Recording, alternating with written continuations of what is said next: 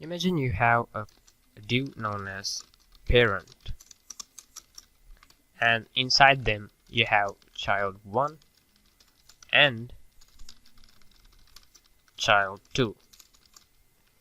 So in the traditional CSS3 versions, what you had to do is just go to parent and child 1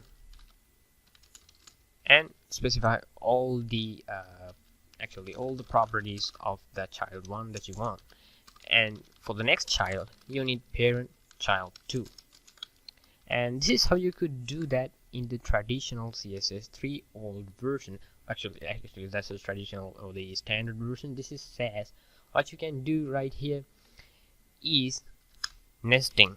You can nest your elements inside the parent. So this is kind of like a structured programming method, but as you can see, it matches to the HTML structure always, parent and child 1. So right here I'm going to type child 1, and I'm going to create width of 100 pixels into height of 200 pixels, and the background color is equal to gold.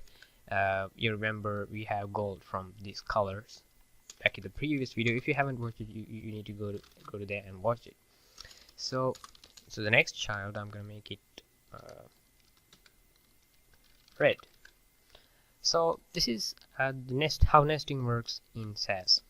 So let's see how that goes. So as you can see, you actually have three rectangles right here. The first one is this one, and the second one is this child, which is 200 pixels in height, and this is the 100 pixels in height child 2. So this way you can use up to any kind of things like this. And another cool thing is, if you want this to be set up inside another one, like this child 3, actually that's grandchild 3. Anyway, let's call it grandchild.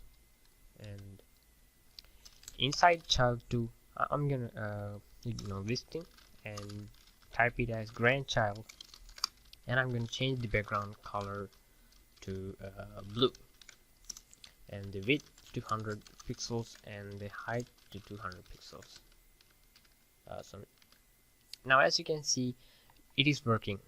So you can have up to many different kinds of nesting levels, and it works in Sass.